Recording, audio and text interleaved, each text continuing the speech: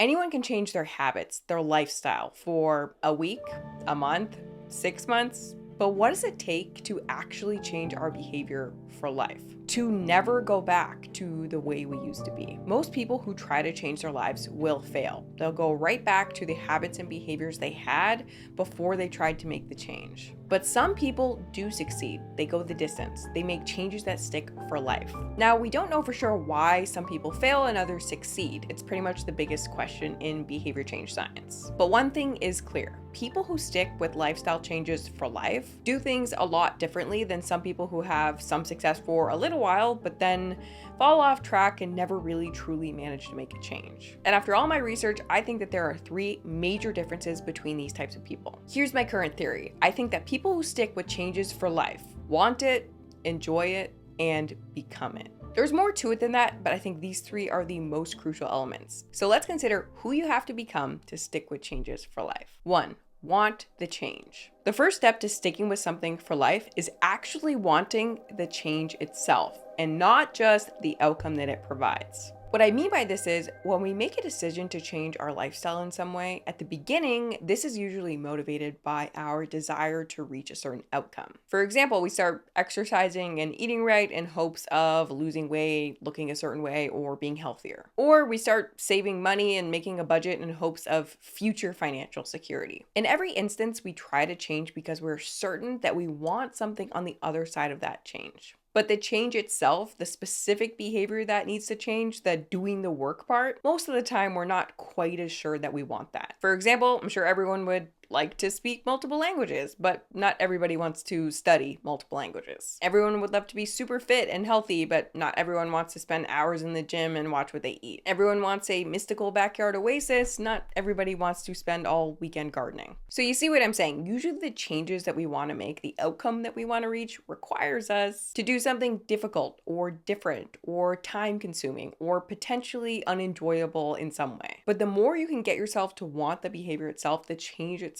the more likely you are to stick with that change. And people who stick with changes for life, they want the change itself. They want that specific behavior in their lives. They want to eat healthy. They want to study the language. They want to exercise. They want to garden. People that stick to lifestyle changes forever know that they want to change. It's not a have to or a should, it's a want to. On the flip side, people on the complete opposite end of the spectrum who constantly fall off track and really struggle with sticking with something for more than a few days, they're the total opposite. They're often wishful thinkers. They might think to themselves, I wish I could lose weight without changing my diet. I wish I could feel healthy and breathe better without quitting cigarettes. I wish I could get huge biceps without doing boring bicep workouts. I wish I could stop scrolling on my phone without giving up 3-hour TikTok binges. People in this position might feel that they should change or they have to change, but they don't really want to change. And if you're watching this video, you're probably somewhere in between these 2 people. Sometimes you want to do it, you're motivated, you're excited, and other times you're like, holy fuck,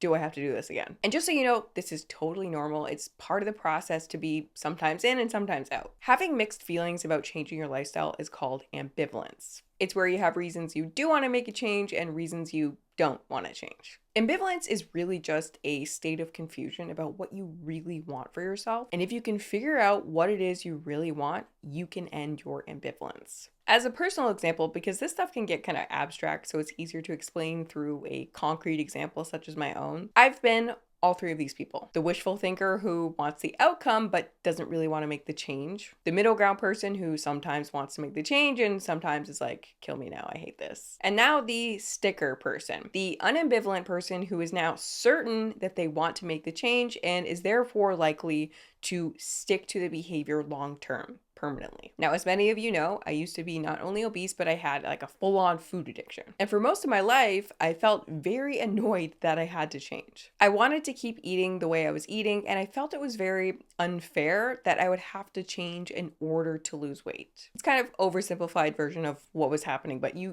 get what I'm saying. But when I started to actually make real changes that stuck around, this started to shift too. I started becoming fed up with the way I was eating and the issues that it was causing me. I was tired of feeling the way I was feeling, and even though I still had major cravings, I started looking at food differently. I started to realize that yes, food tastes good, but It's a lot more than the way that it tastes. It causes a lot of other problems. The weight gain, the lack of energy, the feeling disappointed in myself. And when I did the math, it was pretty obvious that these problems were not worth it. So I started to realize, okay, I do want to make a change. I do want to eat healthy. I don't want to keep doing what I'm doing because it's causing a lot of issues for me. And now today, it's been quite a few years since the height of my food addiction. If they announced that all foods were calorie-free, I still wouldn't go back to my previous behavior. I wouldn't even be tempted because I'm not at all ambivalent on whether or not I'd like to return to my previous lifestyle. So wanting the change is basically just a progression of clarity and understanding toward what it is you actually want for yourself behaviorally. So how do we do it? How do we make that transition to actually wanting the change? It's pretty simple, but it takes time. Learning to want the change is essentially just about doing some soul searching and figuring out what the change really and truly means to you. Figuring out whether or not the outcome is worth the sacrifice, because there is no outcome without the sacrifice. The more soul searching you do, and the more you start to realize what it is you truly want for yourself and how the behavior you want to change is holding you back from that life, the more you will want the change itself. Next, enjoy the process. People who stick with changes for life tend to enjoy the process. Easier said than done though, right? As we already mentioned, the changes we want to make tend to have an element of difficulty to them. Otherwise, it would be easy to just effortlessly stick to them for life. But finding a way to enjoy the process is completely necessary to sticking with it. And it makes the journey fun as opposed to a complete grind. What separates those who stick with something for life and those who, stick with it for a few weeks but then fall off is that the stickers find a way to enjoy the process. But how does one do that? What if we literally despise exercise, but we're trying to become exercisers? What if we want to wake up early, but we're night owls? What if we want to quit smoking, but we, hate not smoking? How do we find a way to enjoy the process, even if we don't naturally enjoy the thing that we're trying to do? And I think the answer to that is you have to find a way to shift your perspective. And what I mean by that is, even if we don't love doing the behavior itself, we can focus our attention on all the other positives that the behavior brings. Because there are always going to be some things about the overall process that are really enjoyable. And if we can dwell on these aspects while trying not to think too much about the negatives, then we can enjoy almost anything and maybe even start to look forward to it. As another personal example, I used to hate exercise. So at the beginning, getting myself to do this consistently was really hard. I didn't like my heart beating all fast. I hated feeling winded and sweaty. I just straight up did not like the behavior of exercise. But because I knew I wanted to stick with this behavior forever, I thought to myself, okay, well, I'm gonna have to figure out a way to not hate this so much. Because forever is a very, very long time to do something that you do not like. So first, I started with the classic advice to look for exercises that you don't mind. But for me, these were few and far between. So then I tried to look for and notice and kind of seek out any positive moments that I could find surrounding the behavior. And here are some that I found that worked for me. So like I said, I hated the workout behavior itself, huffing, puffing, just the general feeling of exercise, hated it, not a big fan. But I did like being proud of myself for showing up, getting a lot of steps, listening to music I liked, losing weight, that drive to the gym in the morning, getting a pump, taking a cute pre-workout and drinking EAAs, getting stronger, being less winded and more capable at everyday activities, having less of a flat ass, sometimes getting endorphins afterwards, generally being proud of myself for being the type of person who exercises consistently. I had multiple little projects within the bigger project of exercising that I looked forward to in their own right each time. Working on creating good form and having fun with that process, trying to reach a certain weight or like leveling up and progressing. So I didn't enjoy the workout itself. I didn't enjoy the behavior, but I found many, many ways to enjoy the process. And because I enjoyed the process so much, I ended up wanting to go to the gym even though I did not like exercise. And on top of it all, I'm happy to report that after several years of just enjoying the process, I think I like exercise, guys. I don't know. It feels weird to say it out loud, but I'm pretty sure that I do.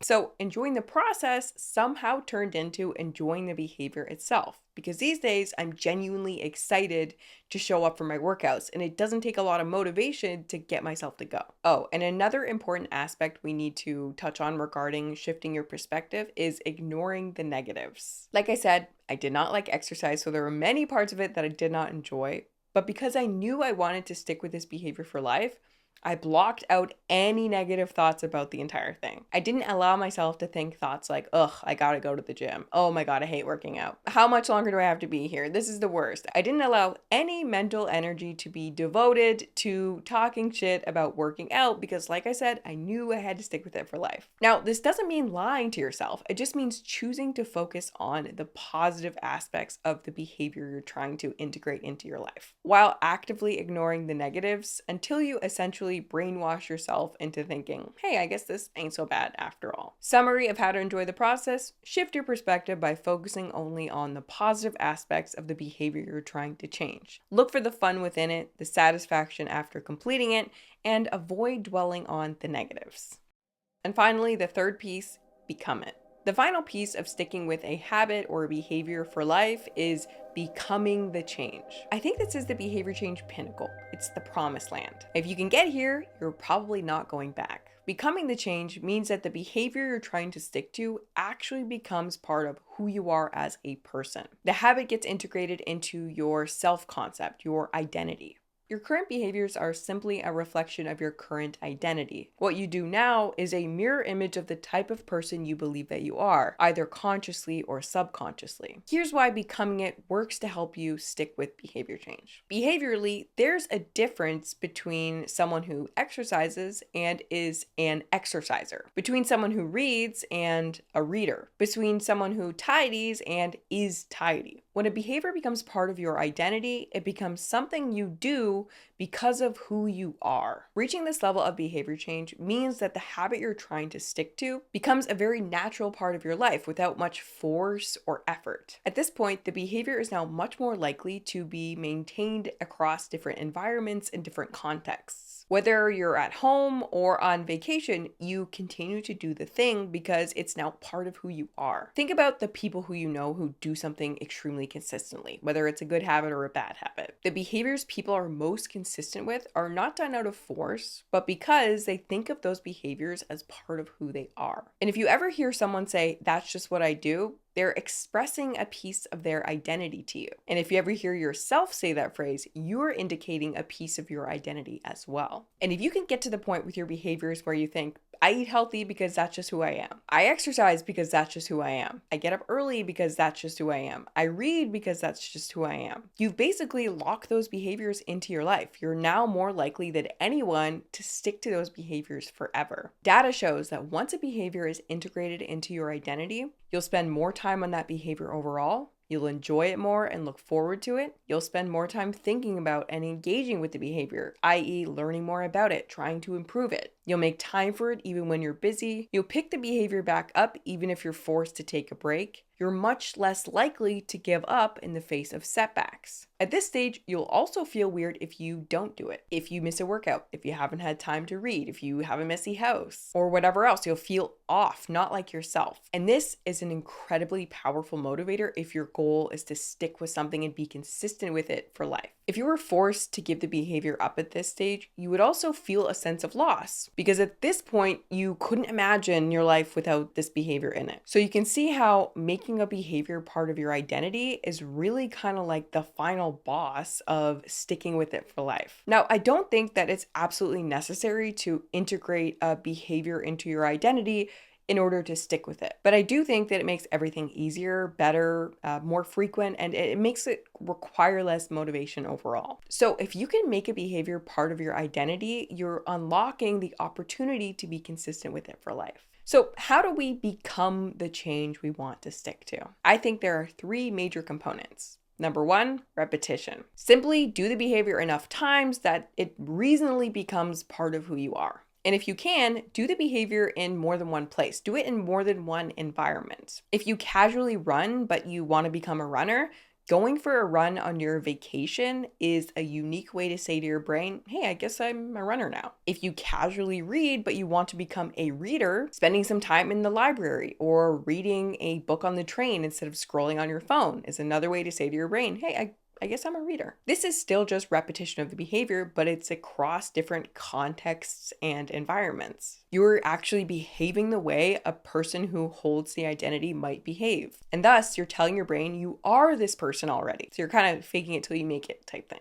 2, let go of any conflicting identities. For example, if you're watching this video up until this point, you may have the identity or an identity of a person who can't stick with anything. And if that's true, you are getting in your own way. You're getting in your own goal of sticking with stuff. Think about the way that you think about yourself. Do you potentially have any conflicting ideas about who you are as a person that might get in the way of your goal of sticking with this behavior for life? For example, thinking you're a lazy person could conflict with reaching many goals. Thinking you're a night owl might prevent you from getting up early. Thinking you're a smoker might prevent you from quitting smoking, and so on and so forth. Find any conflicting identities and try to release them. Then finally, claim your new identity. After you've repeated the behavior for a few months, feel free to claim the identity of the behavior you're trying to stick to. Start saying, I am the type of person who, let it integrate into your identity. Don't be afraid to say, I'm an exerciser, I'm a healthy eater, I'm an early riser, or whatever it is you're trying to stick to.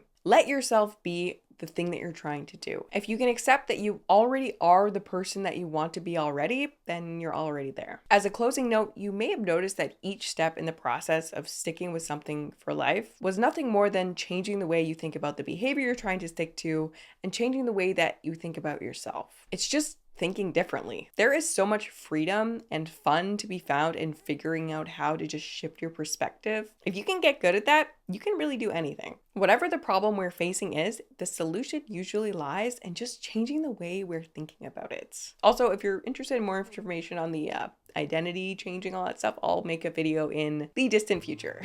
Thank you so much for watching. Hope it was helpful, and I'll see you in the next one.